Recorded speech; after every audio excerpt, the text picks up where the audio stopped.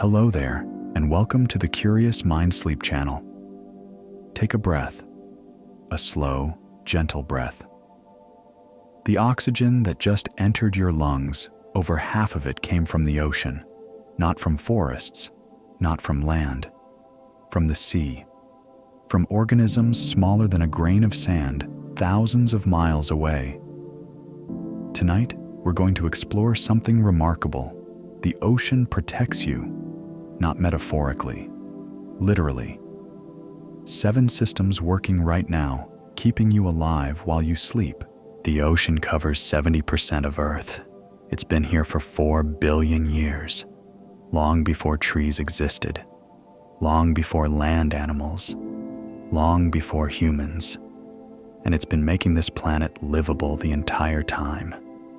Most people have no idea how. You're welcome to fall asleep whenever you're ready. In fact, that's perfect. While you rest, we'll explore how this vast body of water, thousands of miles from your bed, is keeping you alive right now, and how it will continue long after you drift off. Maybe you feel disconnected sometimes, from nature, from the world, from something larger than yourself. That's common. We live in boxes, work at screens, forget we're part of a living planet. But here's what's true. You have never been disconnected, not for a single breath. The ocean has been supporting your life since you were born, since your parents were born, since the first human took their first breath. You just couldn't see the connection. Until now, the ocean runs 7 major protection systems. Think of them as invisible life support, working constantly. Oxygen production, creating the air you breathe. Climate regulation, keeping temperatures survivable. Carbon absorption, preventing runaway heating. Weather patterns, bringing rain to continents. Coastal protection, shielding millions from storms. Nutrient cycling, feeding the food chain that feeds you. And life itself, because all life, including yours, began in the sea. Each system has been running for hundreds of millions of years, perfected by time, requiring nothing from you except to exist. You don't have to do anything. You don't have to save the ocean tonight. You don't have to feel guilty about anything. This isn't about what you should do for the ocean.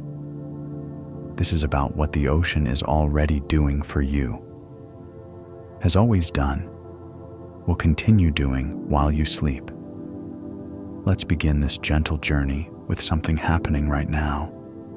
With every breath you take, the oxygen system. You breathe about 20,000 times a day. Each breath brings oxygen into your lungs, into your blood, to every cell in your body. Without oxygen, you die in minutes, not hours, minutes. Most people think oxygen comes from trees, from forests, from land plants, and some does. But here's what almost no one knows. The majority of Earth's oxygen comes from the ocean, more than half. Every second breath you take, statistically, came from the sea. The oxygen comes from organisms you've probably never seen. Phytoplankton, microscopic marine plants and bacteria, floating in the sunlit surface of every ocean. Trillions upon trillions of them. They're so small that a single drop of seawater contains thousands. You could swim through a cloud of them and never notice. But collectively, they produce more oxygen than all the world's forests combined, more than the Amazon, more than every tree on Earth. Let that settle for a moment.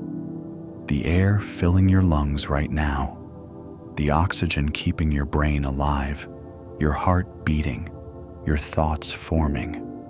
More of it came from tiny organisms drifting in the ocean than from any forest you've ever seen.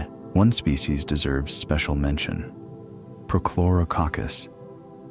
It's a cyanobacterium discovered in 1986. Scientists had no idea it existed until then. It's so small that 100 million fit in a single milliliter of seawater. You could hold billions in the palm of your hand and see nothing but water. Today, Prochlorococcus is considered the most abundant photosynthetic organism on Earth, and it produces about 20% of all oxygen. One organism you've never heard of, invisible to the naked eye, creates 1/5 of the air you breathe. More oxygen than all the rainforests combined. It's remarkable, really. We celebrate forests. We plant trees. We protect jungles. And we should. But the ocean's contribution to our breathing goes largely unnoticed. Invisible organisms doing invisible work, keeping you alive without asking for recognition. Here's something even more remarkable. The oxygen you're breathing right now, the oxygen that makes your life possible, was invented by the ocean. About 2.4 billion years ago, cyanobacteria in ancient seas began producing oxygen through photosynthesis. They did this for hundreds of millions of years. They transformed Earth's atmosphere from unbreathable to breathable. They made complex life possible, including you. Before ocean life created oxygen, Earth's atmosphere was toxic to humans. We couldn't have existed. The ocean literally made the air that makes you possible, and it's still making it, right now, while you lie there, every breath. If your eyes are feeling heavy, that's okay. You don't need to follow every detail. The ocean will keep producing oxygen whether you're awake or asleep. It's been doing this for billions of years. It doesn't need your attention to continue. Let's go a little deeper into how this works. Phytoplankton live in what scientists call the euphotic zone, the sunlit layer of the ocean. It extends down about 200 meters in clear water, less in murky areas. This is where light penetrates, where photosynthesis happens, where oxygen is born. During the day, phytoplankton absorbs sunlight and carbon dioxide. They use this energy to grow, to reproduce, to live, and as a byproduct, they release oxygen, billions of tons of it, rising through the water, escaping into the atmosphere, mixing with the air, eventually reaching your lungs. The ocean's oxygen production varies with the seasons. In spring and summer, when sunlight is abundant and nutrients are available, phytoplankton bloom. Populations explode. Oxygen production surges. The sea breathes out in massive exhales of life-giving gas. In autumn and winter, growth slows. Populations decline. But the system never stops entirely. Somewhere on Earth, conditions are always right for photosynthesis. The global ocean maintains oxygen production year-round, a planetary rhythm tied to the sun's journey across latitudes. The Southern Ocean around Antarctica is one of the most productive regions on Earth. Cold, nutrient-rich waters support massive phytoplankton blooms in summer. These blooms can be seen from space, green swirls spreading across thousands of kilometers. Each swirl represents trillions of organisms producing oxygen, contributing to the air you breathe tonight. The equatorial Pacific is another oxygen factory. Upwelling brings nutrients from the deep. Phytoplankton thrive in the nutrient-rich water. The oxygen they produce mixes into the atmosphere, travels on global wind patterns, eventually reaches every corner of the planet, eventually reaches your lungs. You might wonder how oxygen produced over the Pacific reaches you. The atmosphere is constantly mixing. Winds carry gases around the globe. Within a year or two, oxygen produced anywhere on Earth has mixed throughout the entire atmosphere. The air you breathe is a blend of oxygen from every ocean. Every productive region contributes to your next breath. There's something peaceful in that. The air in your lungs is a gift from the entire planet. From phytoplankton in the Atlantic, the Pacific, the Indian Ocean, the Arctic, the Southern Ocean, all of them contributing, all of them supporting your life without knowing you exist. The relationship between ocean and atmosphere is a conversation that never ends. Oxygen flows from sea to air. Carbon dioxide flows from air to sea.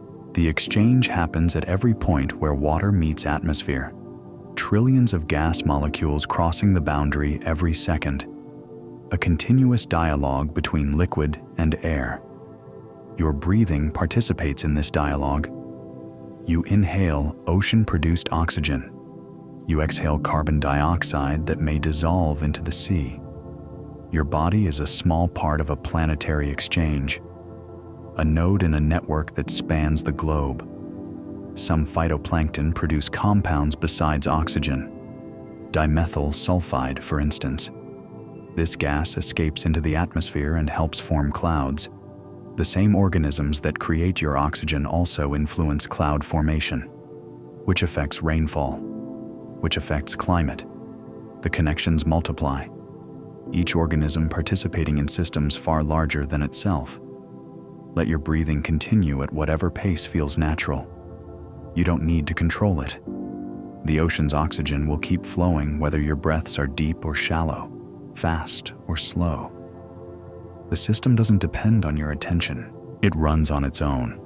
It has for billions of years. The room you're in right now, the temperature that lets you sleep comfortably, it exists because of the ocean. Without it, tonight would be either unbearably hot or lethally cold. There would be no comfortable middle ground. Earth receives a staggering amount of energy from the sun, enough to power human civilization for a year in just 90 minutes of sunlight. Without something to absorb and distribute that heat, temperatures would swing wildly. The ocean is that something. Water has a remarkable property. It takes a lot of energy to change its temperature, much more than air, much more than land. This means the ocean can absorb enormous amounts of heat without warming dramatically. It acts as a planetary buffer, a thermal shield protecting you from extremes. During the day, the ocean absorbs solar energy. It stores that heat in its upper layers. At night, it releases some of that warmth back into the atmosphere. This daily cycle moderates temperature swings.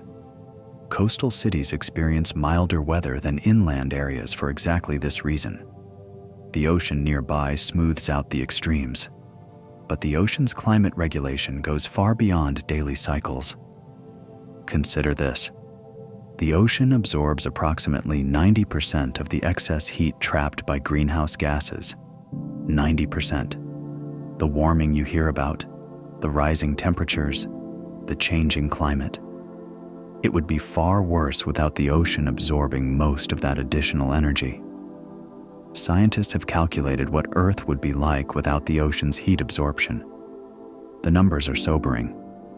Average global temperatures would be roughly 36 degrees Celsius higher than they are now. 36 degrees. That would make most of Earth uninhabitable for humans. The temperature at which the human body can no longer cool itself through sweating is around 35 degrees Celsius, with high humidity. Without the ocean, we'd be past that threshold almost everywhere. The comfortable temperature you're experiencing right now, the fact that you can sleep without heat stroke. It exists because the ocean absorbed the heat that would have made this impossible. Let your body sink a little deeper into wherever you're resting. The ocean is working while you lie still. The ocean doesn't just absorb heat, it moves it. Ocean currents act like a global conveyor belt, transporting warm water from the tropics toward the poles and cold water back toward the equator. This circulation distributes heat around the planet, preventing extreme hot spots and extreme cold spots. The Gulf Stream is perhaps the most famous example. It carries warm water from the Gulf of Mexico northeast across the Atlantic. This current delivers an enormous amount of heat to Western Europe. London sits at the same latitude as Calgary, Canada. But London has mild winters while Calgary has brutal ones. The difference is the Gulf Stream, warm ocean water moderating European climate from thousands of kilometers away. You might live nowhere near the ocean, in the middle of a continent perhaps, but the ocean's influence reaches you anyway. The heat distribution it provides affects weather patterns globally. The temperature outside your window tonight has been shaped by ocean currents you've never seen. The ocean's heat capacity is almost beyond comprehension. If you took all the heat the atmosphere has gained over the past 50 years and put it into the ocean, it would raise ocean temperature by a tiny fraction of a degree. The ocean is that massive, that capable of absorbing energy, that protective of the conditions you need to survive. It's a reminder that we live on a water planet, not a land planet, 70% ocean, and that water does far more than fill space between continents. It regulates the very temperature that makes land habitable. Deep ocean waters are cold, near freezing in many places. This cold water holds enormous amounts of stored cooling capacity. When surface waters warm, they can mix with deeper cold water, moderating the warming. The ocean has layers of thermal regulation, buffers within buffers, redundancies that have maintained livable temperatures for billions of years. If you've drifted off, that's perfectly fine. The ocean will continue regulating temperature, whether you hear this or not. It's been doing so since before complex life existed. It requires nothing from you. For those still awake, let's explore a bit more. The ocean and atmosphere are in constant conversation. Heat flows between them. Moisture flows between them. They influence each other in complex feedback loops that scientists are still working to fully understand. But the basic principle is clear. The ocean moderates the atmosphere. It smooths extremes. It creates conditions suitable for life. Seasonal changes would be far more dramatic without the ocean. Summers would be hotter. Winters would be colder. The relatively narrow temperature range humans can tolerate would be exceeded in far more places. The ocean gives us seasons we can survive. Think about the Sahara Desert. Extreme heat during the day. Extreme cold at night. Temperature swings of 40 degrees or more in 24 hours. That's what happens when there's no water to moderate climate. Now think about Hawaii. Surrounded by ocean. Temperatures rarely exceed 32 degrees or drop below 18. The ocean provides thermal stability that makes life comfortable. Your body maintains an internal temperature of about 37 degrees Celsius.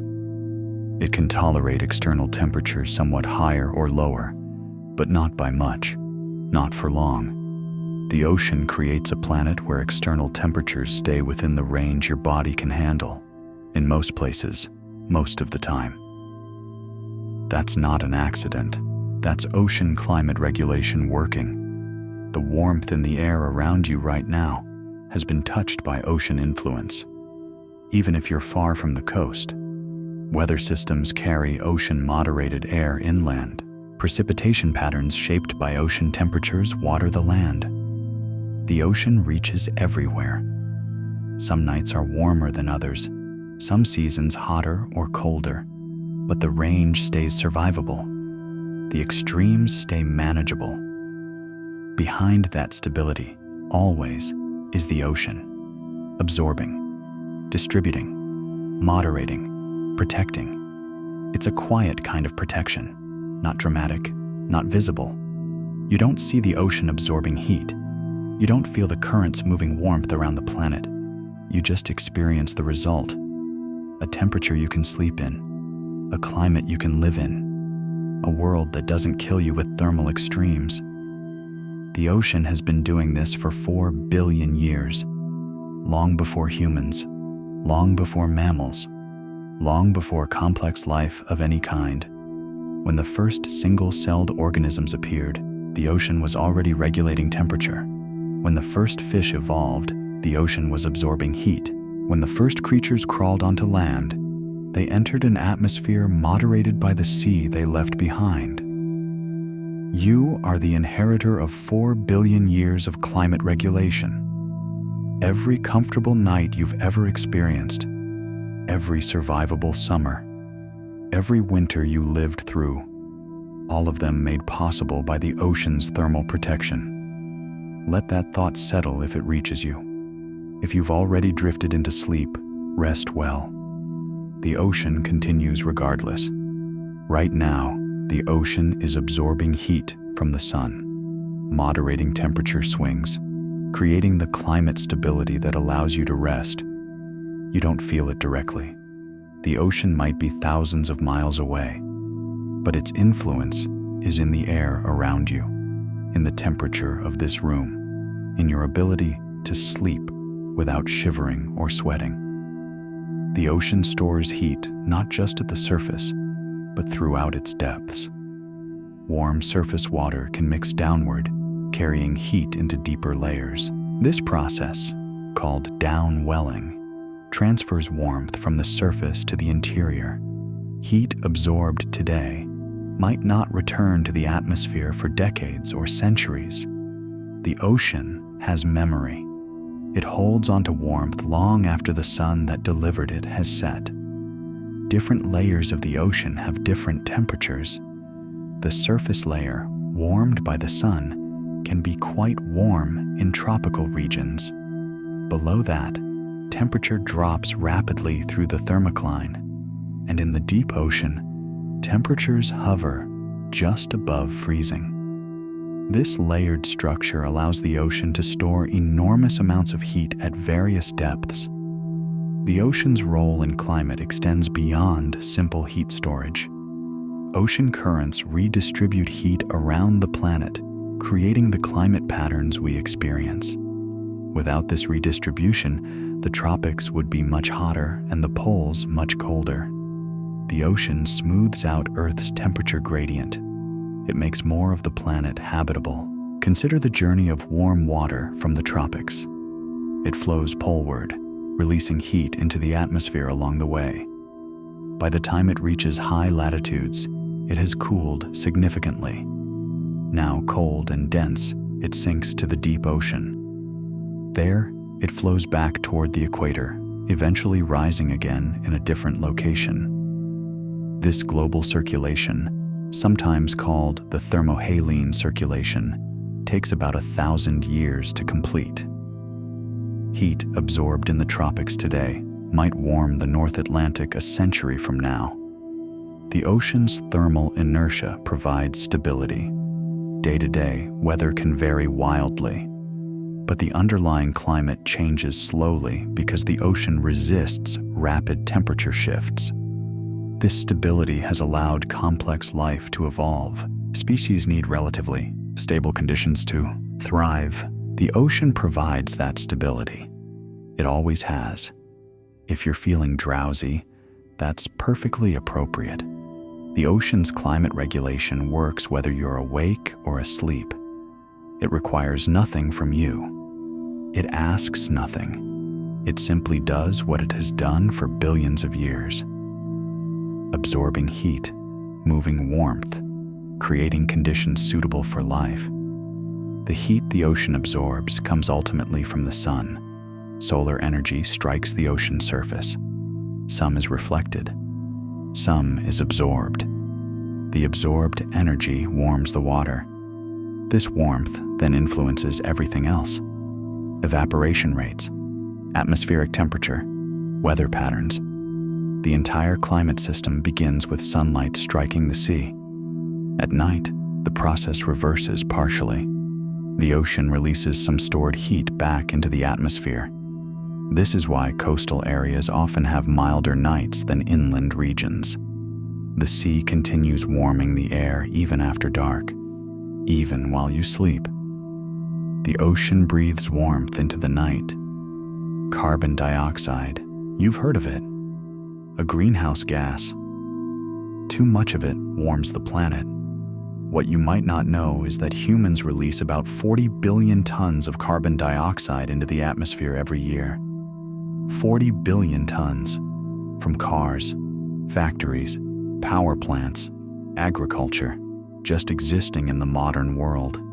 If all that carbon stayed in the atmosphere, temperatures would rise much faster than they already are. But it doesn't all stay. Something is absorbing it. The ocean. The ocean absorbs about 25 to 30% of all human carbon dioxide emissions every year. It's been doing this since the Industrial Revolution began.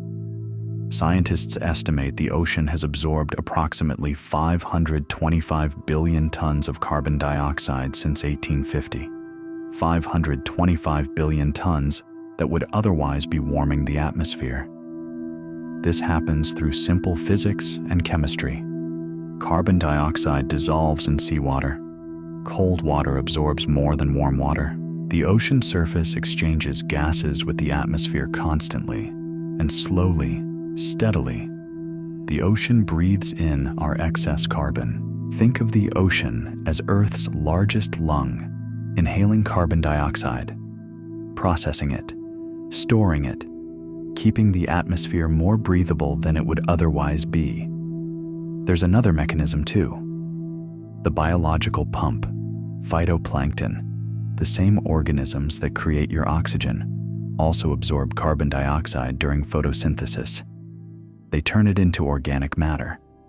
When they die, they sink, slowly falling through the water column, carrying carbon with them, to the deep ocean, where it stays for hundreds, sometimes thousands of years.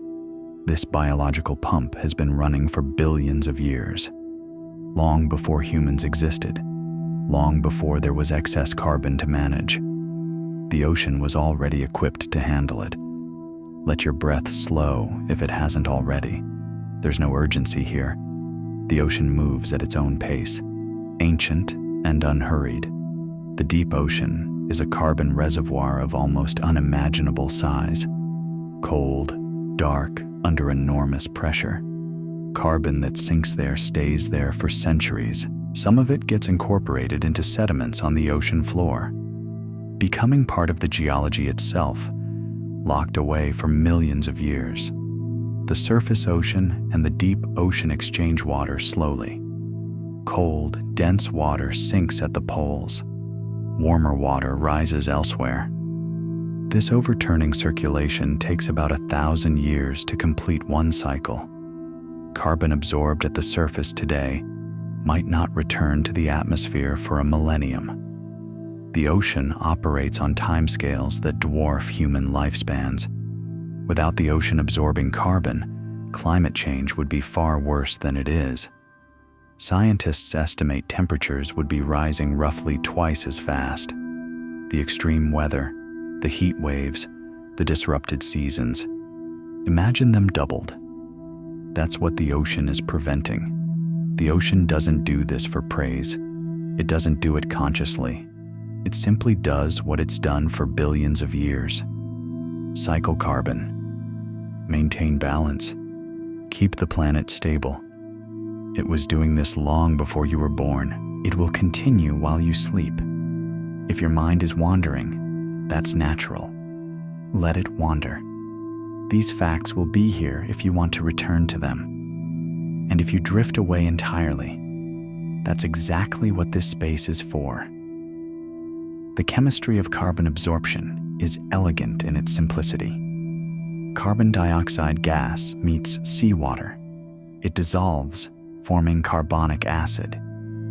This acid transforms into forms the ocean can store safely for centuries. The bicarbonate can stay dissolved in seawater for a very long time. Some of it gets used by marine organisms to build shells. Some of it eventually sinks with the biological pump. Some of it just circulates, stored safely in liquid form. The ocean contains about 50 times more carbon than the atmosphere. 50 times. Most of it as dissolved bicarbonate. This enormous reservoir buffers the atmosphere. When carbon dioxide levels rise in the air, more gets absorbed into the sea. The ocean pulls excess carbon out of the air, constantly, automatically, without human intervention. Marine organisms play crucial roles in carbon cycling. Tiny creatures called foraminifera build shells from calcium carbonate. When they die, their shells sink. They accumulate on the ocean floor. Over millions of years, they become limestone. The white cliffs of Dover are made of ancient marine shells, carbon captured from the atmosphere hundreds of millions of years ago. Now solid rock, the scale of ocean carbon storage defies easy comprehension. Billions of tons absorbed every year, trillions of tons already stored. The ocean is the planet's largest active carbon sink, far larger than all the world's forests combined, and yet it works quietly, invisibly. You can't see carbon dioxide dissolving into seawater. You can't watch phytoplankton absorbing carbon during photosynthesis. You can't observe dead organisms sinking to the deep. But it happens, continuously, right now. While you lie here, some of the carbon dioxide you exhaled today might end up in the ocean, dissolved into surface waters somewhere, absorbed by phytoplankton, sinking into the deep. Your breath, connected to the sea, processing what you release. A cycle of exchange spanning planet and person. The ocean carbon cycle connects past and present in ways we rarely consider. The fossil fuels humans burn were once marine organisms, phytoplankton and zooplankton that lived millions of years ago. Their carbon-rich bodies sank, accumulated, transformed under heat and pressure into oil and gas. When we burn those fuels, we release ancient ocean carbon back into the atmosphere, and the modern ocean absorbs some of it again, a cycle across deep time. Let your jaw relax if it's holding tension. Let your face soften. The ocean asks nothing of you. The ocean's carbon absorption isn't unlimited. There are signs that some regions are absorbing less than they used to. The chemistry changes as more carbon is absorbed, but the system continues, adapted over billions of years to cycle carbon through atmosphere and ocean. It has handled higher carbon levels in the distant past. It has handled lower levels too. The ocean adjusts, responds, maintains what balance it can. For now, the ocean continues absorbing roughly a quarter of human emissions. That's billions of tons of carbon dioxide that don't warm the atmosphere. Billions of tons that don't contribute to temperature rise. A massive, ongoing, largely unrecognized service. The air in the room around you would be different without ocean carbon absorption. Warmer, different composition. The stability you're experiencing right now is partly the ocean's doing. It absorbed carbon that would have changed the air you breathe. It's a reminder that Earth's systems are interconnected in ways we rarely see. The ocean affects the atmosphere. The atmosphere affects the temperature. The temperature affects whether you can sleep comfortably tonight. Pull one thread and everything shifts. The ocean holds many threads. The chemistry of ocean carbon absorption is a delicate balance. As carbon dioxide dissolves in seawater, it forms carbonic acid. This slightly acidifies the water. The ocean has absorbed so much carbon dioxide that its average pH has decreased measurably. This is called ocean acidification, a consequence of the ocean's service in absorbing our excess carbon. But the ocean continues its work, despite the changes, despite the challenges. The carbonate system in seawater buffers against dramatic pH shifts. Dissolved minerals help neutralize the acid. The system has resilience built in, resilience developed over billions of years of carbon cycling. The deep ocean holds carbon for extraordinarily long periods. Water that sinks in the North Atlantic might not return to the surface for 1,000 years. Carbon it carries stays sequestered for that entire time. The deep ocean is a long-term storage vault, locking away carbon that would otherwise warm the atmosphere. Marine sediments hold even more carbon. Dead organisms accumulate on the ocean floor. Over millions of years, they become buried under layers of sediment. The carbon they contain is locked away for geological timescales. Some of it eventually becomes oil or natural gas, carbon stored for hundreds of millions of years. The ocean's carbon storage extends across deep time. Whales contribute to carbon cycling in surprising ways. They feed in deep water and defecate near the surface. Their waste contains iron and nitrogen that fertilize phytoplankton. More phytoplankton means more carbon absorption. When whales die, their massive bodies sink to the ocean floor. Each whale carcass carries tons of carbon to the deep. Scientists call this the whale pump. Large marine animals actively moving carbon from surface to depths. The ocean's carbon absorption isn't perfectly efficient. Some absorbed carbon returns to the atmosphere relatively quickly. Surface waters exchange gases with the air continuously. But on balance, the ocean absorbs more than it releases. The net flow is from atmosphere to sea. This has been true since the Industrial Revolution. The ocean has been steadily absorbing our excess carbon for over a century. Let your thoughts slow if they want to. The ocean's carbon cycling continues regardless of whether you follow every detail. The system runs itself. It has run itself for billions of years. It will run itself tonight while you rest. Coral reefs also sequester carbon. The calcium carbonate skeletons that corals build contain carbon drawn from seawater. As reefs grow, they lock away carbon in solid form. This carbon can remain fixed in reef structures for thousands of years. Living reefs are both protection systems and carbon storage systems, multiple functions from single ecosystems. The ocean's role in carbon cycling reminds us that Earth's systems are interconnected. Atmosphere and ocean exchange gases continuously. What happens in one affects the other. The ocean cannot absorb carbon without that carbon coming from the air. The atmosphere cannot be cleaner without the ocean's help. Partnership, reciprocity, balance maintained across planetary scales. Right now, carbon dioxide is dissolving into the ocean's surface. Phytoplankton are photosynthesizing, absorbing carbon. Dead organisms are sinking to the deep. The biological pump is running. All of it making the atmosphere more breathable. All of it happening without your effort or attention. You can rest. The ocean is handling it. And while it cycles carbon through the deep, it's also cycling something else through the sky. Water. The weather that shapes your world. Water. You need it to survive.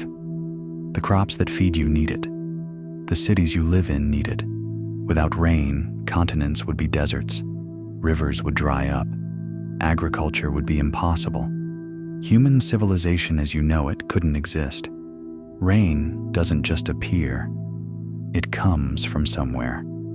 And where it comes from primarily is the ocean. 86% of global evaporation comes from the ocean. 86%. Seawater evaporates, rises, forms clouds, and travels across the sky. When those clouds reach land, they release their moisture as rain or snow. This is the water cycle.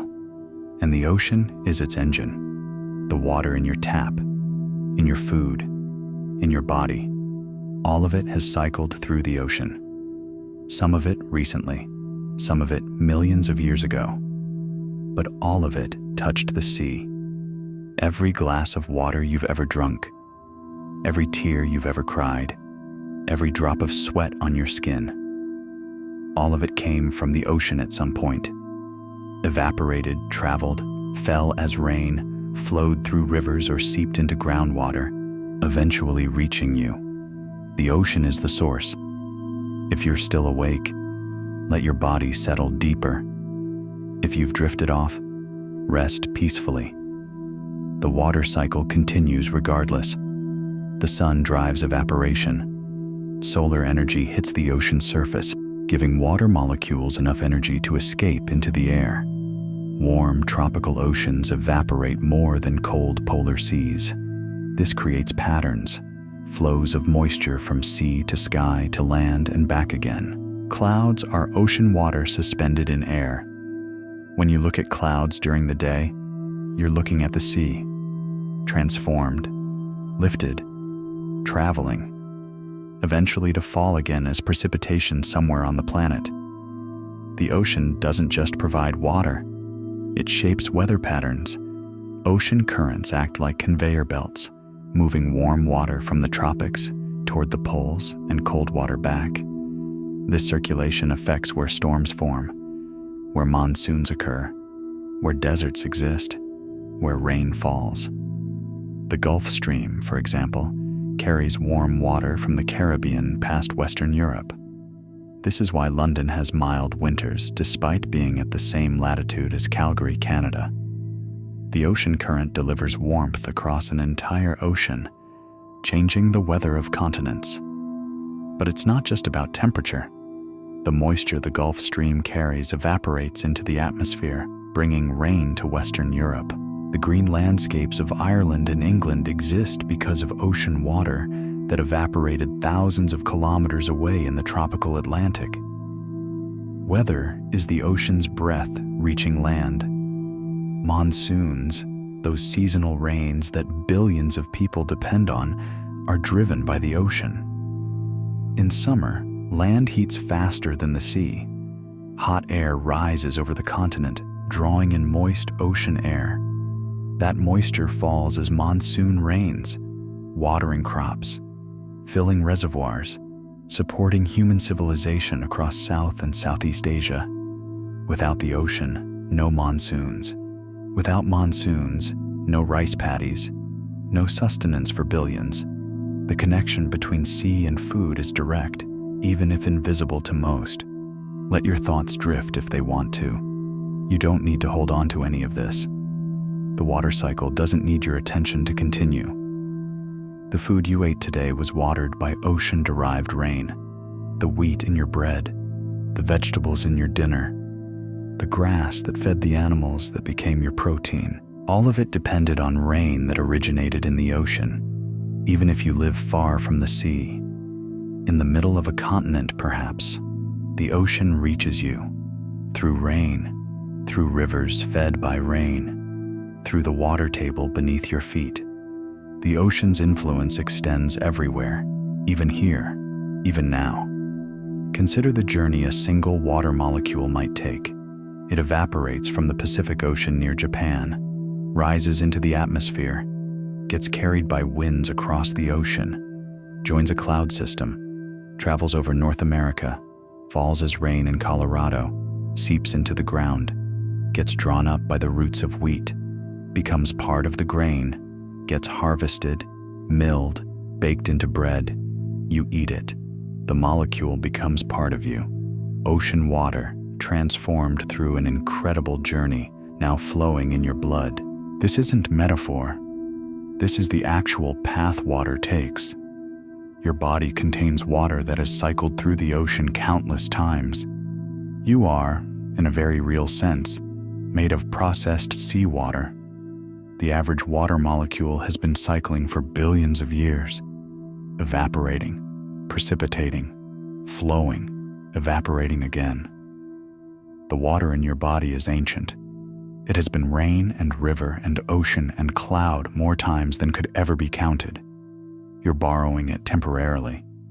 Eventually, it will return to the cycle, return to the sea. Hurricanes and typhoons begin over warm ocean water. The sea surface heats the air above it. Moisture evaporates rapidly. The system begins to spin due to Earth's rotation. Energy builds. What started as warm ocean water becomes a massive storm system. These storms can be destructive, yes, but they also transport enormous amounts of heat and moisture from tropics toward poles. They're part of the ocean's weather regulation system, dramatic but functional. If you're finding it hard to stay awake, don't fight it. Sleep is what this space is for. The weather will continue its patterns whether you hear about them or not. El Niño and La Niña are ocean phenomena that affect weather globally. Changes in Pacific Ocean temperatures alter atmospheric patterns around the world. Droughts in Australia, floods in South America, unusual winters in North America, all connected to temperature changes in a single ocean basin. The ocean's influence ripples across continents. The rain falling somewhere right now began as ocean water. Tomorrow's rain, next week's rain, the rain that will water crops you'll eat next year. All of it cycling from sea to sky, to land and back. An endless circulation that has continued for billions of years. Rivers carry water back to the ocean, completing the cycle. The Mississippi, the Amazon, the Nile, the Ganges, all of them returning ocean water that fell as rain. The ocean gives, land receives, rivers return. A planetary circulation system powered by the sun, centered on the sea. Your city's water supply depends on this cycle. Whether your water comes from a river, a reservoir, or underground aquifers, it originated as ocean evaporation. The infrastructure that delivers water to your home is just the last few kilometers of a journey that began over the sea. Some of the water in your body right now evaporated from the ocean days ago. Some evaporated years ago. Some molecules might have been in dinosaurs, in ancient oceans, in primordial seas. Water cycles endlessly. It doesn't get used up. It just moves, from ocean to atmosphere, to land, to river, to ocean again. You participate in this cycle with every drink, every breath, every bead of sweat. It's a reminder that you're part of something vast, not separate from the water cycle, but embedded within it. The ocean reaches you every day, in ways you never notice, but always depend on. The water cycle is powered by solar energy. The sun heats the ocean surface, providing energy for evaporation. This is the engine that drives the entire system. Without the sun, no evaporation. Without evaporation, no clouds. Without clouds, no rain. The water cycle is ultimately a solar-powered system with the ocean as its primary working fluid. Clouds formed over the ocean travel vast distances. Prevailing winds carry them across oceans and continents. A cloud that forms over the tropical Pacific might release its water as rain over the mountains of South America. Weather systems don't respect human borders. They flow where physics takes them, connecting distant regions through shared water. The ocean influences not just how much rain falls, but when it falls. Seasonal patterns, monsoons, wet and dry seasons, all are shaped by ocean temperatures and currents. Farmers around the world time their planting based on these patterns. Patterns that originate in the sea. Agriculture depends on the ocean's influence on weather. Food security depends on it. Snow is ocean water too, evaporated from the sea, carried over land, falling as snow on mountains.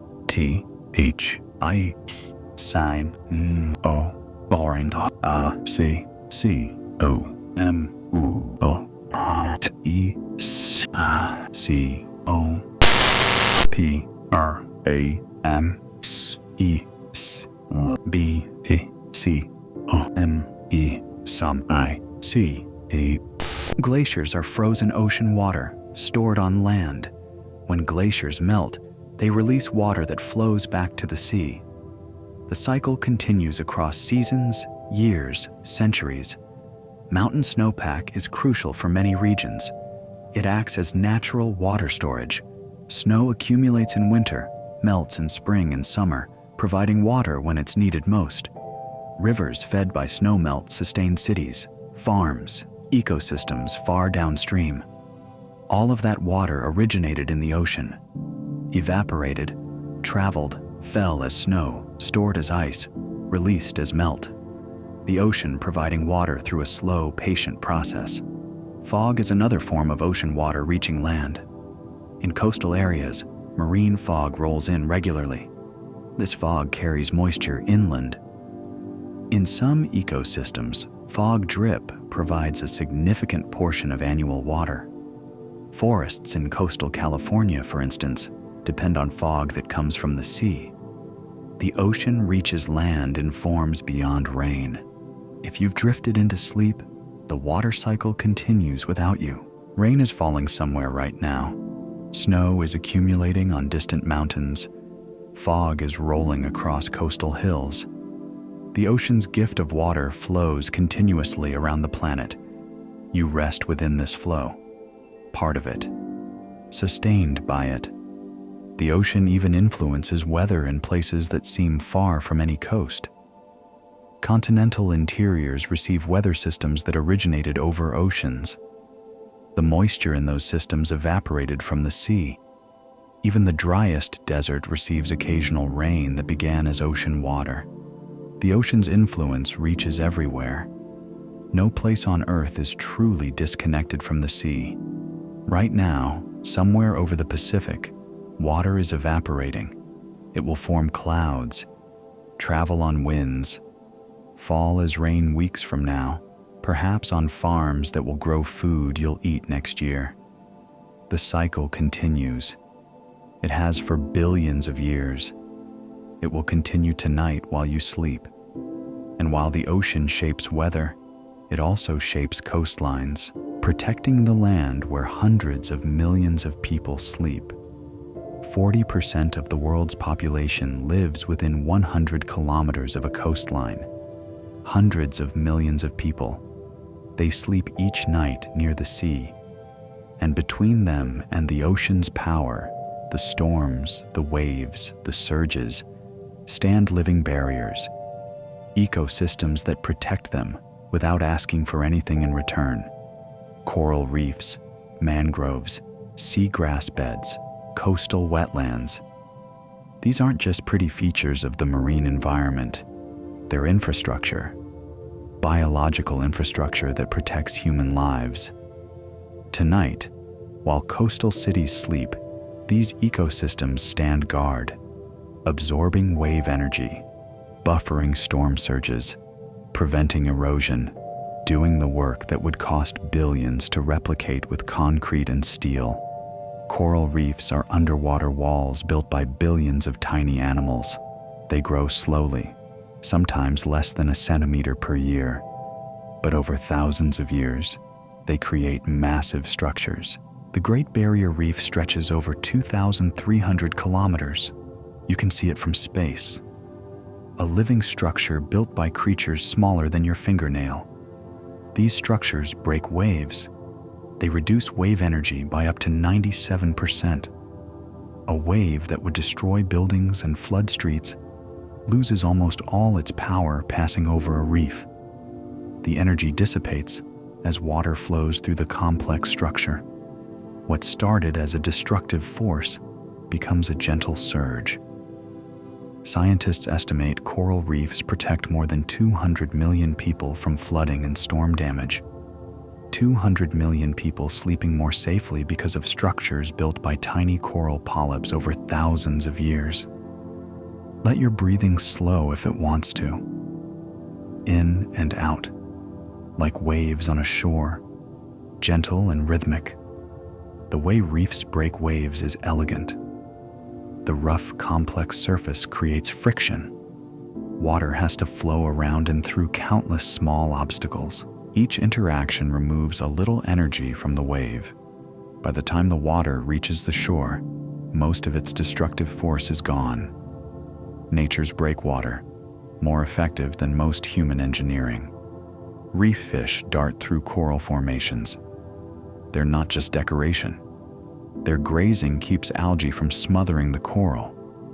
Their waste provides nutrients. The entire ecosystem works together. Protection emerges from relationship, from interconnection, from billions of small organisms doing what they evolved to do. When hurricanes approach coastlines protected by healthy reefs, the damage is measurably less. Insurance companies have started calculating the value of reefs. Some estimates suggest coral reefs provide billions of dollars worth of storm protection annually. Nature working for free. Or rather, working for its own reasons, with protection as a side effect. Mangroves provide a different kind of defense. These are trees that live in salt water. Their roots extend into tidal zones, creating dense tangles that absorb wave energy and trap sediment. Where mangroves grow, coastlines are stable. Where they're removed, erosion accelerates. A mangrove forest can reduce wave height by 66% or more. Storm surges push into the tangled roots and lose momentum.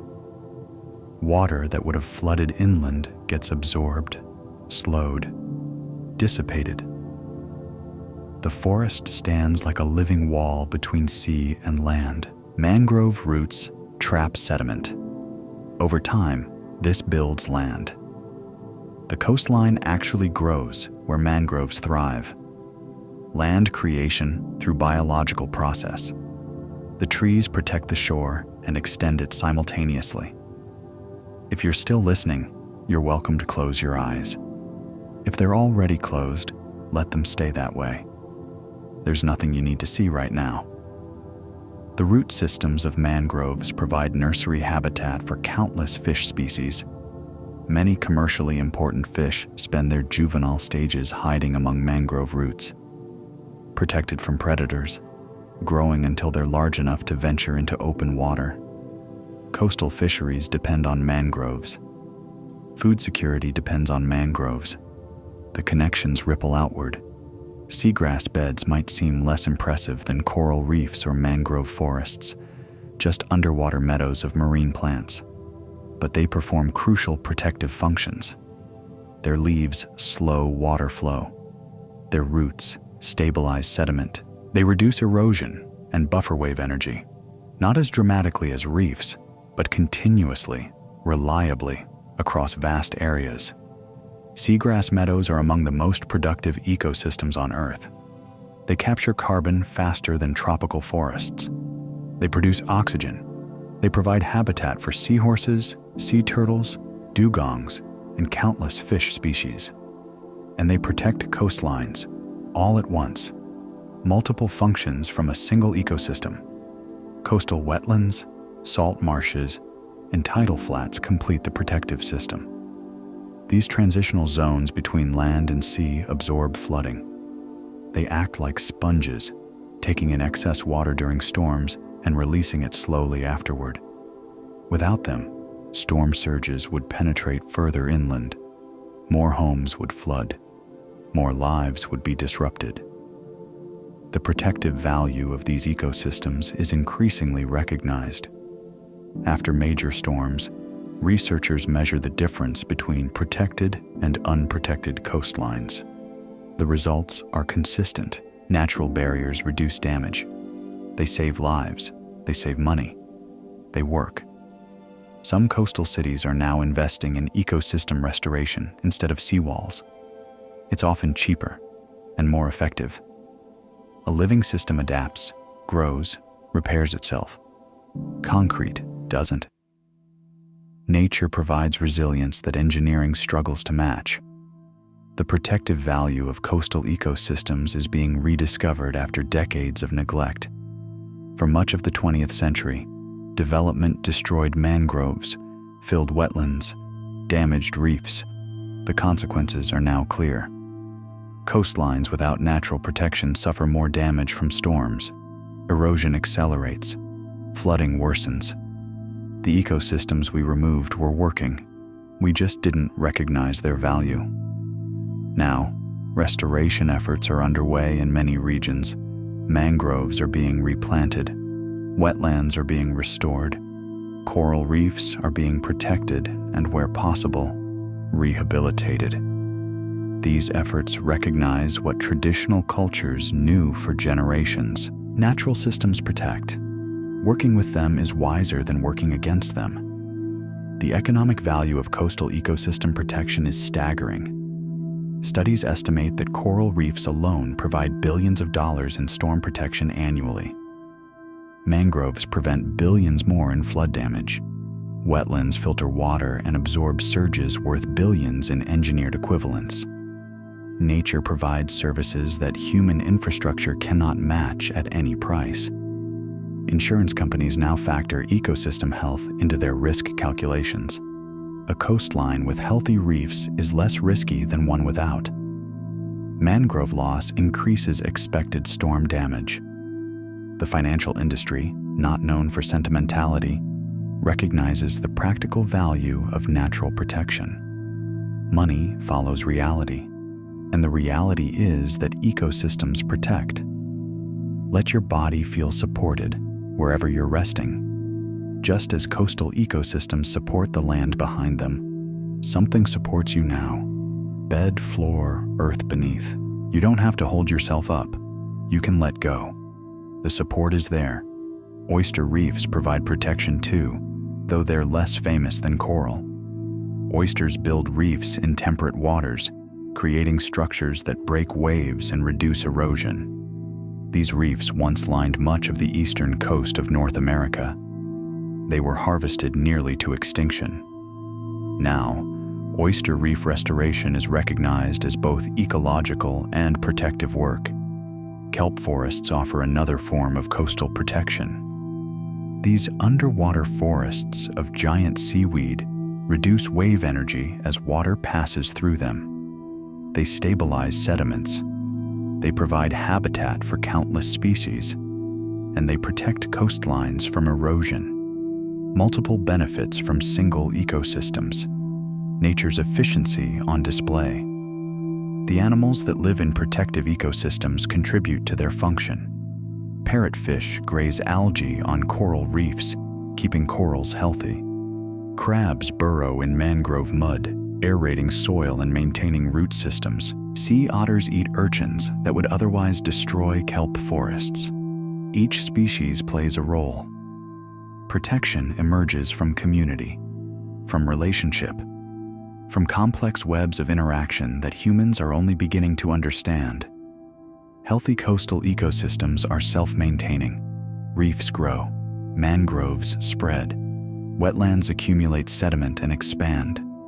Given half a chance, nature builds and maintains its own protective infrastructure. The cost is minimal. The effectiveness is proven. The resilience is built in. Living systems repair themselves in ways concrete never can. Let any tension in your body release.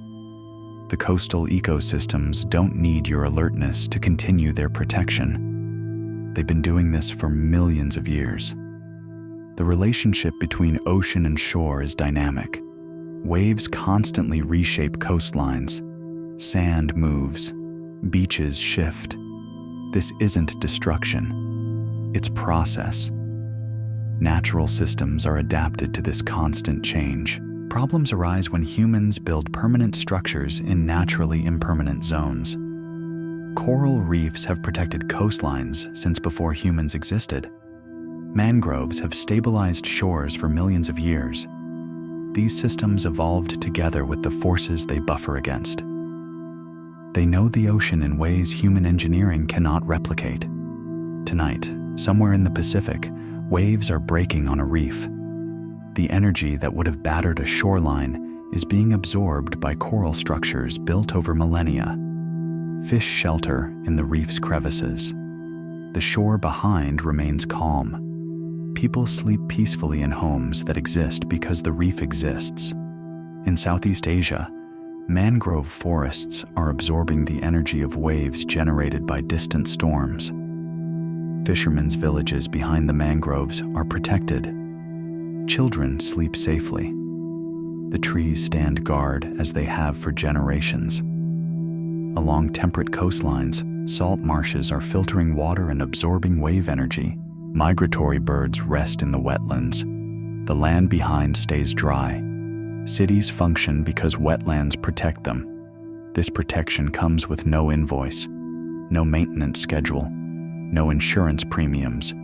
The ecosystems simply do what they do. Protection emerges from existence, from the accumulated work of billions of organisms over millions of years.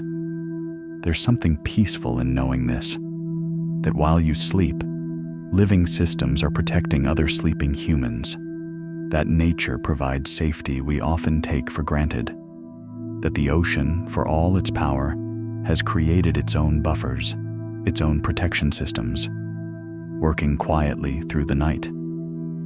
Of course, these systems face pressures. Coral reefs are stressed by warming waters. Mangroves are cleared for development. Wetlands are drained for agriculture.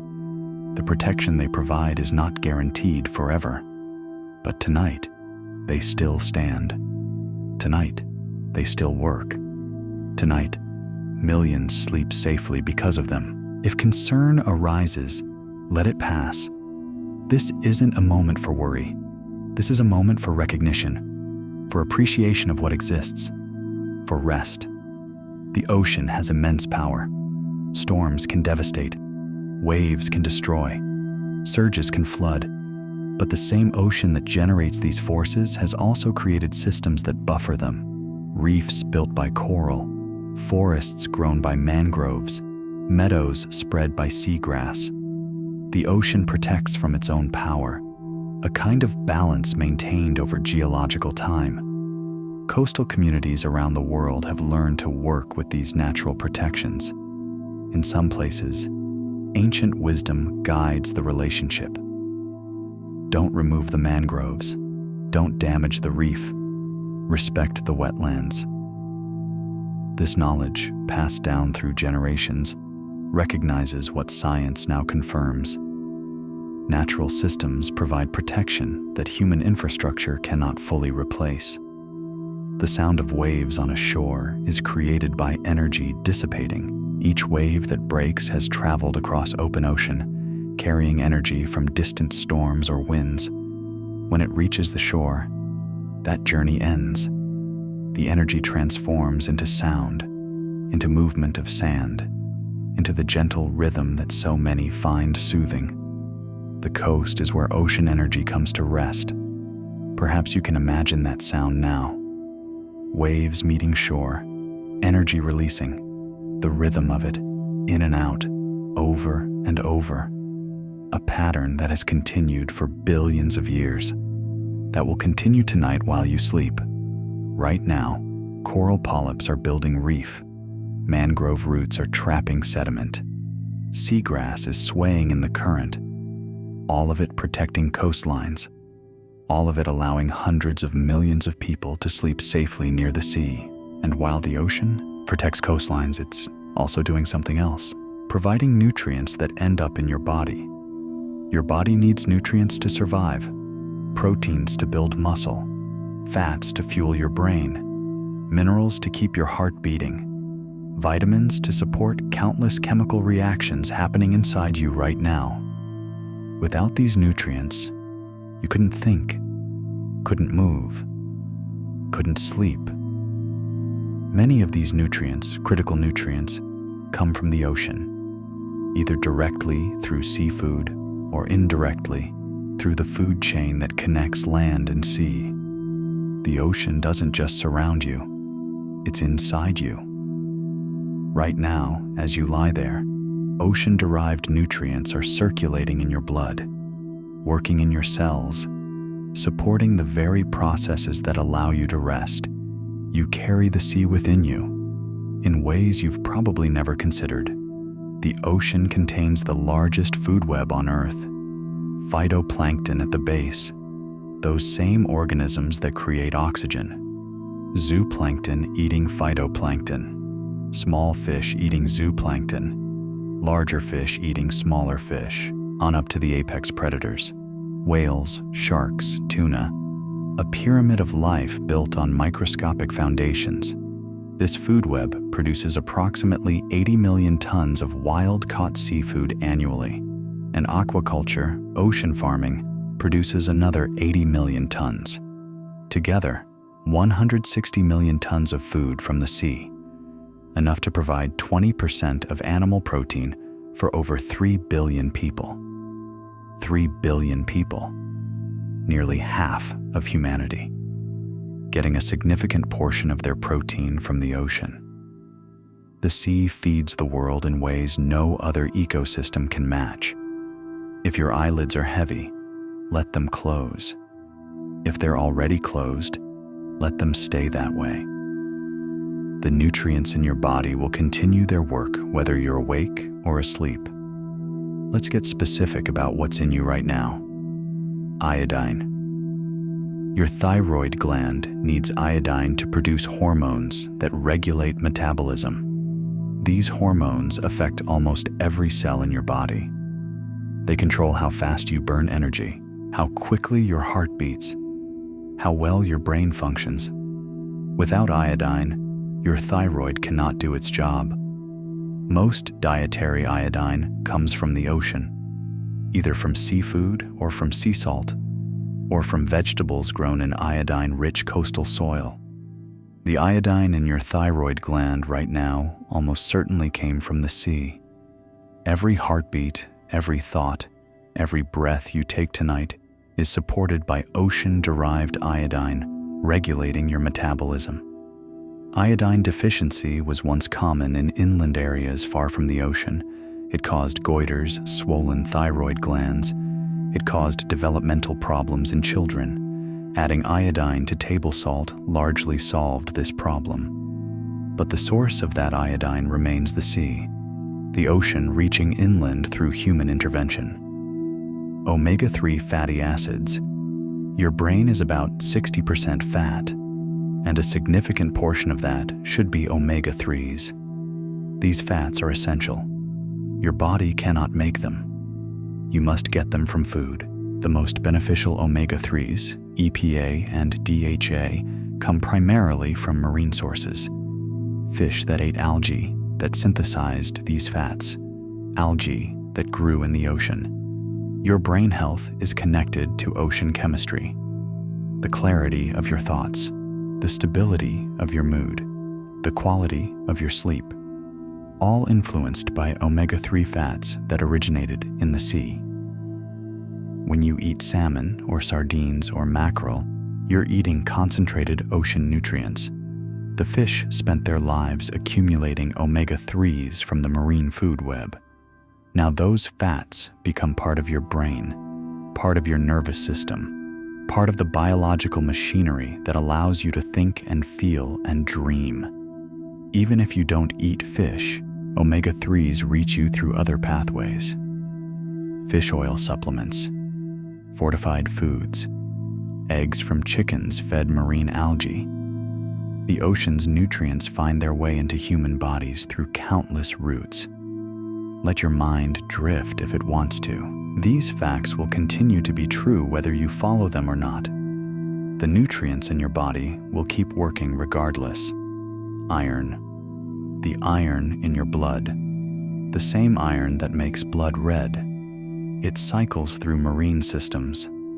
Phytoplankton need iron to grow. It's often the limiting nutrient in ocean waters. Where iron is abundant, phytoplankton bloom.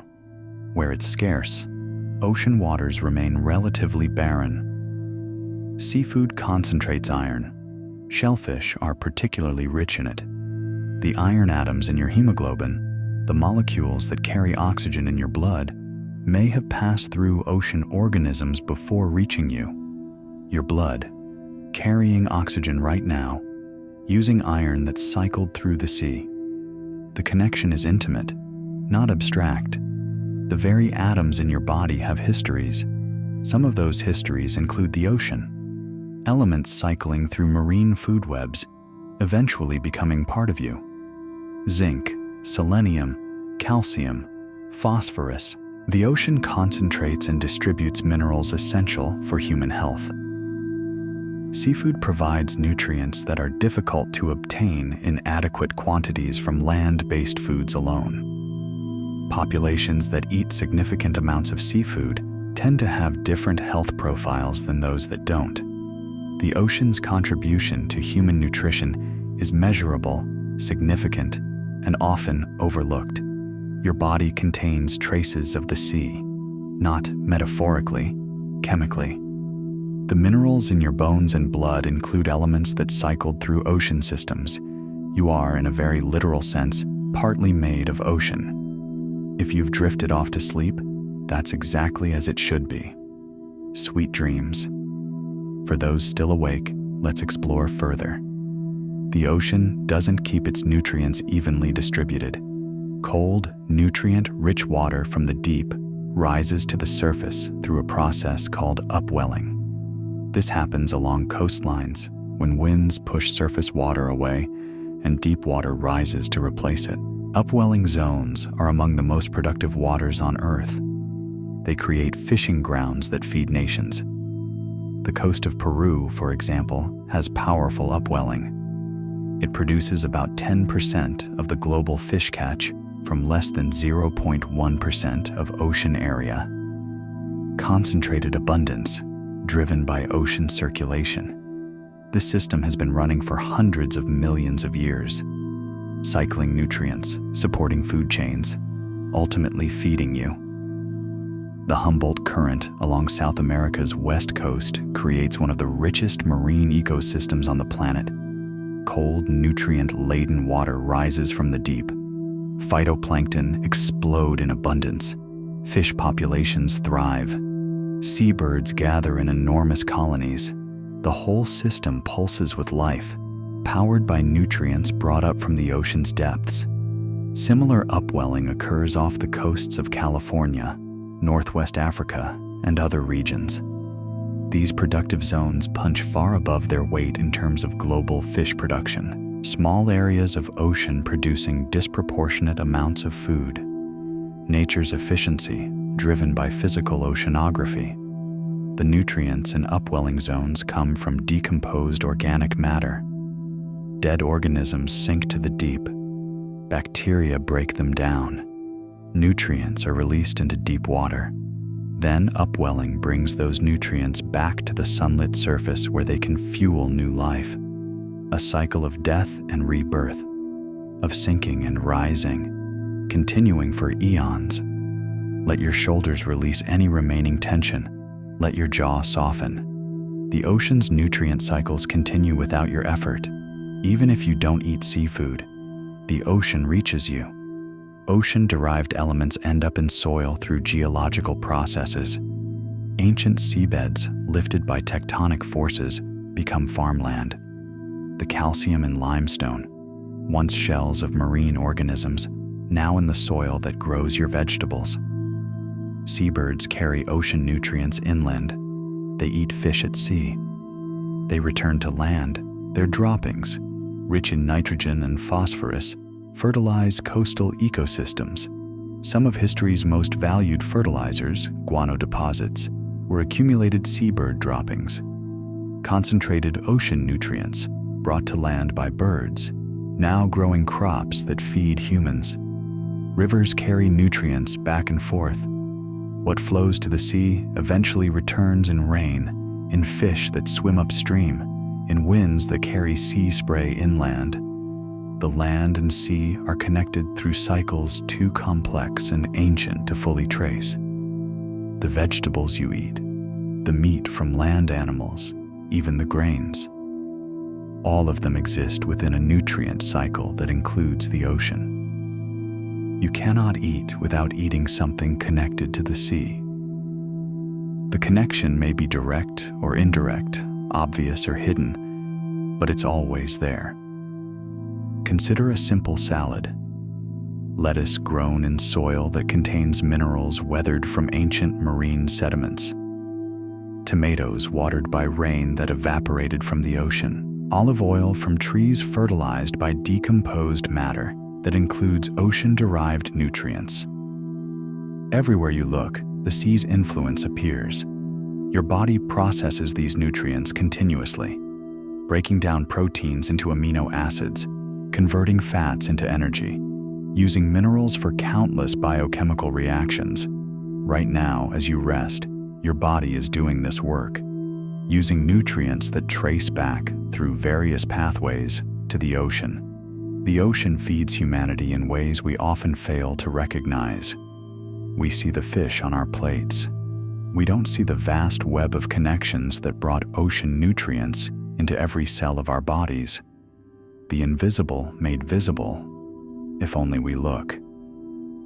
Some cultures have recognized this connection for millennia. Coastal peoples who understood their dependence on the sea, who developed traditions of gratitude and reciprocity with ocean systems. Modern society has largely forgotten these connections. We eat without knowing where our food really comes from. We live without recognizing what sustains us. But the connection persists, whether recognized or not, whether appreciated or not. The ocean continues to cycle nutrients, to support food webs, to feed humanity. Tonight, while you sleep, the ocean's nutrient systems continue their ancient work. Phytoplankton are growing right now, incorporating dissolved nutrients into their tiny bodies. Zooplankton are grazing, passing nutrients up the food chain. Fish are feeding, concentrating nutrients in their flesh. The great cycles turn. They have turned for billions of years. They will turn tonight. They will turn tomorrow. Your body is a temporary home for ocean nutrients. They passed through countless organisms before reaching you. They will pass through countless more after you're gone. You are a waypoint in cycles that span deep time, a moment in flows that have no beginning and no end.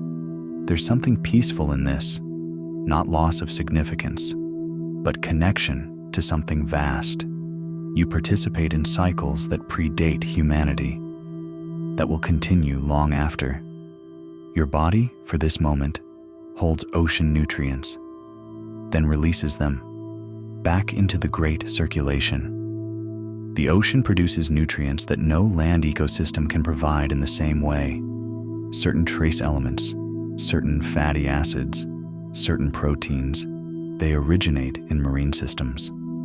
Land-based food chains can deliver some of these nutrients, but the original source is often the sea. The ocean feeds the world, directly and indirectly. Seaweed has nourished coastal populations for millennia. In Japan, Korea, Wales, Ireland, and countless other places, people have harvested and eaten sea vegetables. Nutrient-dense, rich in minerals, sustainable when harvested properly. The ocean offering food directly, without the intermediary of fish or shellfish. Aquaculture, the farming of marine organisms, now produces as much seafood as wild fisheries. Fish farms, shrimp ponds, mussel lines, seaweed cultivation. Humanity has learned to cultivate the ocean as we once learned to cultivate the land. The ocean's productivity, channeled through human management, feeding billions. The nutrients in seafood concentrate as they move up the food chain. Small fish eat plankton. Larger fish eat smaller fish. Each step concentrates certain nutrients. The tuna or salmon you eat contains nutrients accumulated through multiple levels of the food web. Concentrated ocean nutrition, delivered in a form your body can use. If you eat seafood regularly, a significant portion of your body's nutrients came from the ocean. The proteins in your muscles, the fats in your brain, the minerals in your bones, all of them potentially ocean-derived. You rebuild your body continuously, and the ocean provides materials for that rebuilding. Even if you never eat seafood, ocean nutrients reach you through the food chain, through the water cycle, through geological processes that move marine elements onto land. The ocean's influence on human nutrition is inescapable. We are all, in some way, fed by the sea. Your body is a temporary repository of nutrients that have cycled through the ocean countless times. Before they were in you, they might have been in fish, in plankton, in seawater itself. After they leave you, they will cycle again. Through soil, through water, eventually back to the sea. You participate in nutrient cycles that span the planet, that span deep time. Let your body rest in this knowing. You are part of something vast. The nutrients in your cells have histories older than humanity. They will have futures beyond your lifetime. You hold them for a moment, then release them back to the great cycles. There is peace in understanding this. Connection, belonging. Micronutrients from the ocean support countless bodily functions you never think about. Enzyme reactions, nerve transmission, immune function, DNA repair. The chemistry of your body depends on elements that cycle through marine systems. The ocean supports your biology at levels too small to see, too fundamental to notice. Traditional diets in coastal communities included regular seafood consumption. These populations often showed different health profiles than inland populations, better cardiovascular health in some cases, lower rates of certain deficiencies. The ocean's nutrients integrated into traditional foodways, supporting human health across generations. Modern food systems have disrupted some of these patterns. Processed foods replace fresh fish, fortification attempts to compensate for what's lost. But the ocean remains the original source. The nutrients we add to processed foods often trace back to marine systems. The sea continues feeding humanity, even through industrial food chains. Right now, ocean-derived nutrients are in your bloodstream, in your organs, in your brain. The iodine regulating your metabolism, the omega-3s supporting your neurons, the proteins maintaining your muscles. You are, in a very real sense, made of the ocean. And this leads us to the deepest connection of all, the final stop on our gentle journey. Because you don't just eat the ocean or breathe its oxygen, you came from it. All life did. Every living thing on Earth has something in common. Every plant, every animal, every fungus, every bacterium, every human who ever lived. All of us share an origin, a beginning, a place where life first emerged. And that place was the ocean. You are not separate from the ocean. You are its descendant. Your ancestors lived in the sea for billions of years before any creature walked on land. And you carry evidence of that ancestry in your body, right now, tonight. This is perhaps the most intimate connection of all. Not what the ocean does for you, but what the ocean made you from. The deepest system isn't protection, it's origin. The ocean didn't just shape the conditions for your life. It created life itself, including yours. Life on Earth began approximately 3.8 billion years ago, in the ocean. The earliest evidence we have, chemical signatures in ancient rocks, points to marine origin. Hydrothermal vents on the ocean floor, perhaps. Warm, mineral-rich environments where chemistry became biology. Scientists still debate the exact mechanism, how non-living chemicals assembled into living cells, how the spark of life first caught. But the location is not in doubt. It happened in the sea. The ocean was the womb of all life on Earth. For roughly 3 billion years, all life was marine. Every organism on Earth lived in water. Evolution happened in the ocean. The basic blueprints of life, DNA, cells, metabolism, were all developed there. The ocean was the laboratory where life learned to exist. Let your breathing deepen if it wants to, slow and steady, like tides. The first cells were simple, single membranes containing basic chemistry. But over billions of years, complexity grew. Cells developed internal structures. Some cells joined together, forming multicellular organisms. Life diversified, branched, explored every possible way of being alive. All of this in the ocean, all of this in the sea. The first animals were marine, soft-bodied creatures drifting in ancient seas. Then came shells, skeletons, eyes, fins. The explosion of animal life that occurred about 540 million years ago, the Cambrian explosion, happened entirely in the ocean. Every animal body plan that exists today traces back to marine ancestors. Fish evolved in the ocean. They developed bones, jaws, paired fins. For hundreds of millions of years, fish were the most complex animals on Earth, and they were entirely aquatic. The sea was home, the only home life knew. Then something remarkable happened. Some fish began to venture onto land. Their fins became limbs. Their swim bladders became lungs. They learned to breathe air, to support their weight against gravity, to survive outside water. These were your ancestors, fish that crawled out of the sea. If you've drifted into sleep, rest peacefully. This story has been unfolding for billions of years. It doesn't need you awake to continue. For those still listening, here is the most intimate revelation: your blood, the fluid that flows through your veins right now, keeping you alive. It has almost the same salt concentration as ancient seawater. Human blood is about 0.9% salt. Ancient ocean water was approximately 0.9% salt.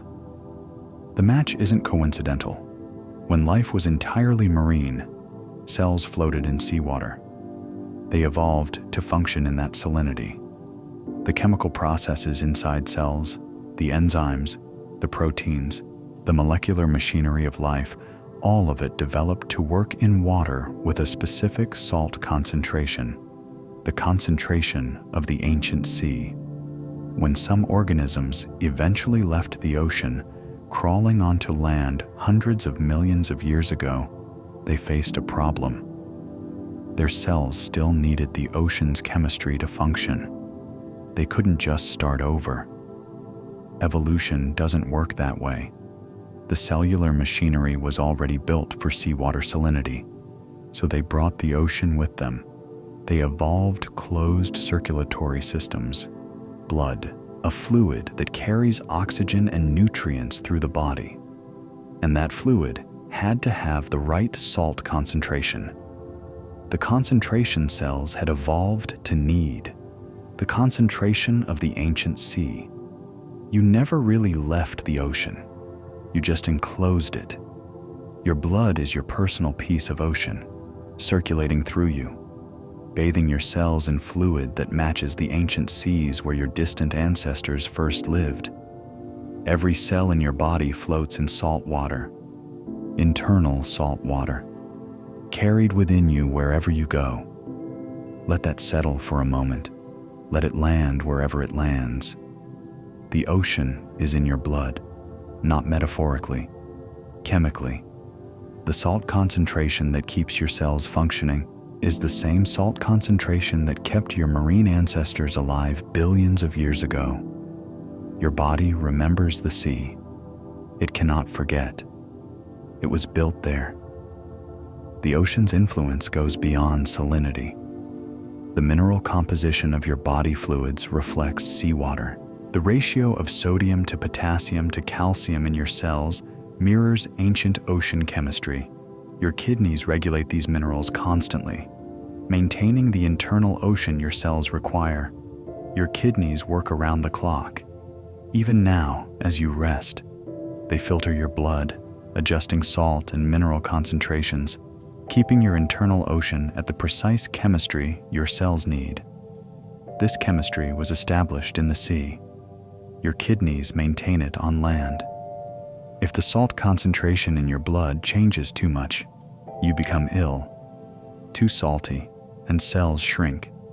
Not salty enough, and cells swell. Your body defends the ancient balance fiercely. It must. Your cell kan funk tien outs ide the nar au rang they evil vil to need, the range of the sea. Even your development echoed evolution. When you were an embryo, you had gill-like structures, temporary, vestigial, but present. A reminder that the blueprint of your body was drafted in the sea. Your development replayed in compressed form the evolutionary journey from water to land. The hiccup you might get. Some scientists believe it's a remnant of the transition from water breathing to air breathing, a neural pattern from when your ancestors had gills. The hiccup reflex resembles the pattern amphibian tadpoles use to pump water over their gills. You carry echoes of the ocean in reflexes you don't even control. Your tears are salty. Your sweat is salty. When you cry or perspire, you release water with a salt concentration similar to your blood, similar to the ancient sea. Your body exudes ocean. Even your sadness and your effort taste of the sea. The amniotic fluid that surrounded you before birth, the warm liquid that cushioned and protected you in the womb. It too had a salt concentration similar to seawater. You developed in a small sea, a personal ocean created by your mother's body, recreating in miniature the conditions where all life began. Let your body rest more deeply now.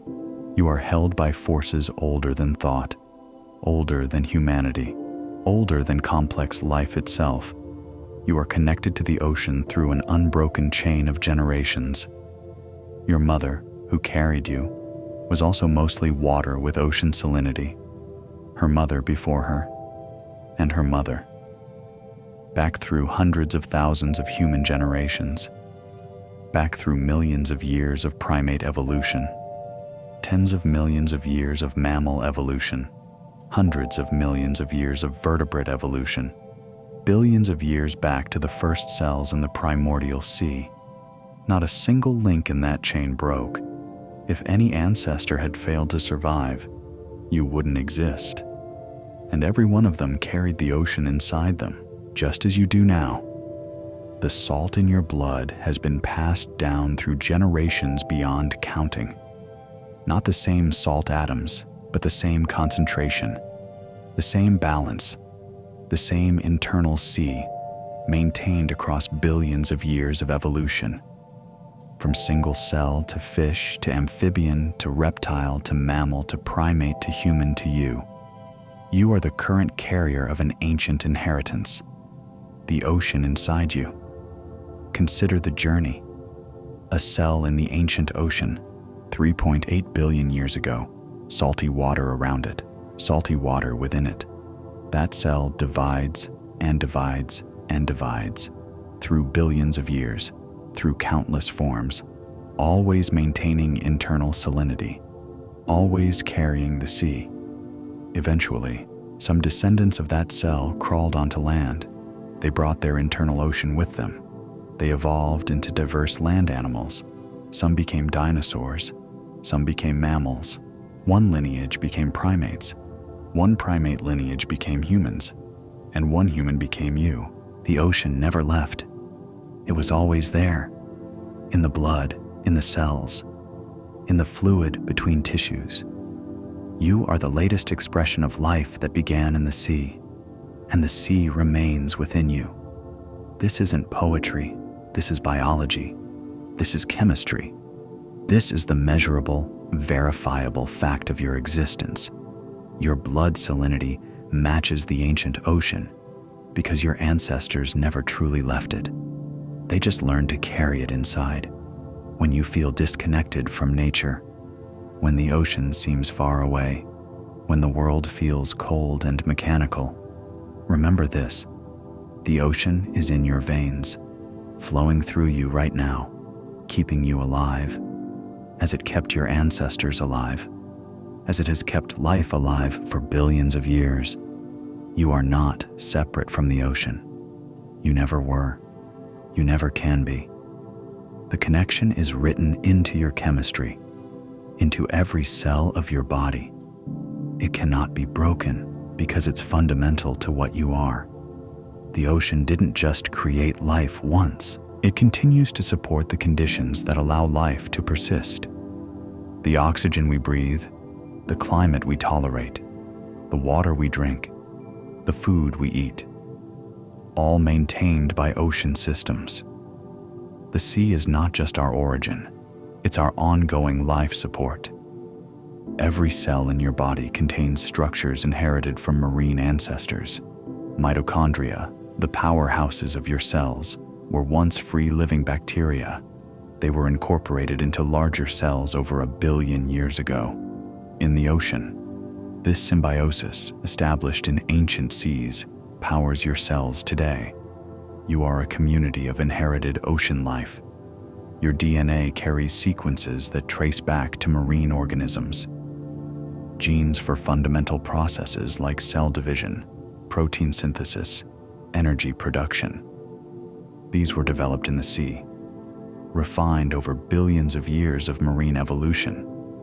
You inherited them through an unbroken chain of marine and then terrestrial ancestors. The structure of your cells reflects ocean origins. Cell membranes work by creating a barrier between inside and outside. This makes sense for organisms in water.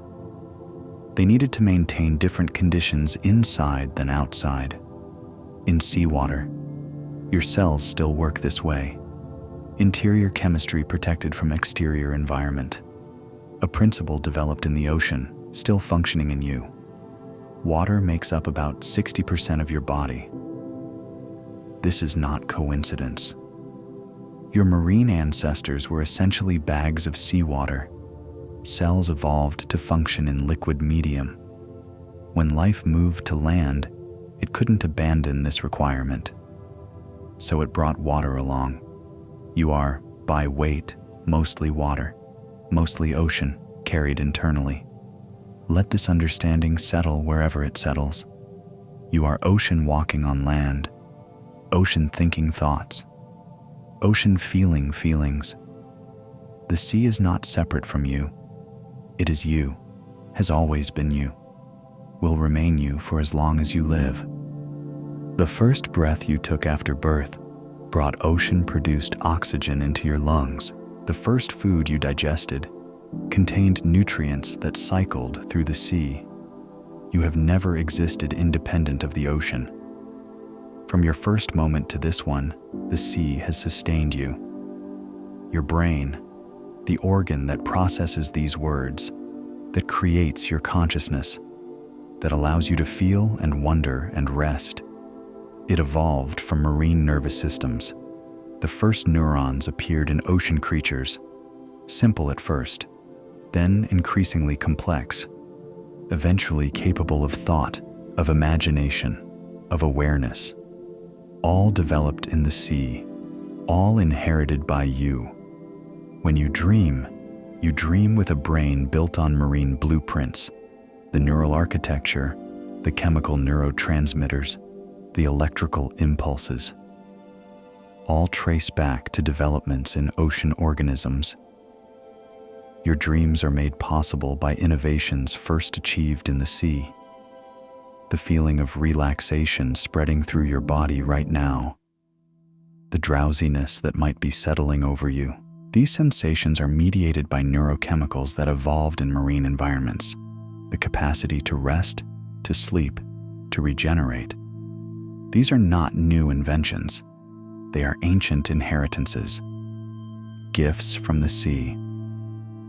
Your heartbeat, steady and rhythmic, echoes patterns established in ancient fish. The muscular pump that moves blood through your body evolved from simpler structures in marine ancestors. Your heart is an ocean heart, refined through hundreds of millions of years of evolution, still beating the rhythm of the sea. Tonight, as you rest, every system in your body continues its work, breathing, circulating, digesting, repairing, all of it built on marine foundations, all of it supported by ocean chemistry, maintained in your blood. You rest on a foundation of 4 billion years of ocean evolution, held by systems older than thought. Right now, your blood is circulating. Salt water, essentially, ocean water, enclosed. Your cells are swimming in fluid that remembers the sea. This isn't poetry. This is biology. You carry the ocean inside you. You always have. You always will. You don't need to visit the ocean to be connected to it. You are connected. Physically, chemically, evolutionarily. The connection cannot be broken because it's written into your very chemistry. The ocean is in your blood. All life on Earth shares this heritage. The trees outside your window have ocean ancestry. The birds, the insects, the bacteria, every living thing traces back to the sea. You are part of a family that includes all life, connected by common origin, connected by chemistry, connected by the memory of the ocean encoded in every cell. If you're still awake, let your eyes close now if they haven't already. If you've already drifted into sleep, you're exactly where you should be. The ocean in your blood keeps circulating. The ancient balance maintains itself. You rest while 4 billion years of evolution supports you. The ocean made you. The ocean is in you. The ocean has protected you since before you were born. And tonight, while you sleep, that protection continues. In your blood, in your breath, in every cell of your body. You never left the sea. You just learned to carry it with you. 7 systems. But they're not separate. They're one continuous story. The oxygen you breathe comes from organisms in the water that regulates your climate. That water cycles through weather that brings rain to coasts protected by living reefs. Those reefs and waters produce nutrients that feed you. And all of it, traces back to the ocean where life began, where your ancestors formed, where the chemistry of your blood was first established. The ocean isn't out there, separate from you. The ocean is in your lungs with every breath, in your blood with every heartbeat, in your food, your water, your temperature, your weather, your survival. You live because the ocean has spent billions of years making this planet livable. Tonight, you've traced your connection to the sea, not to make you feel small, though you are small compared to the ocean, but to show you that you belong, that you're part of something ancient and vast and continuing, that while you sleep, systems that have run for billions of years will keep running, protecting you, supporting you, maintaining the conditions that make your life possible. You are not alone. You never were. The ocean has been caring for life since before life knew it needed caring for. One sleepy soul at a time, that care continues. You don't need to remember all of this. You don't need to think about it. The ocean will continue its work whether you understand it or not. But perhaps knowing helps you rest. Knowing that you're connected, that you're supported, that something vast and ancient is keeping this planet habitable while you drift off to sleep. The ocean is in your blood, in your breath, in every cell of your body. You never left the sea. You just learned to carry it with you. Sleep well. Dream of water if you like. The ocean will be here when you wake. Sleep well and sweet dreams.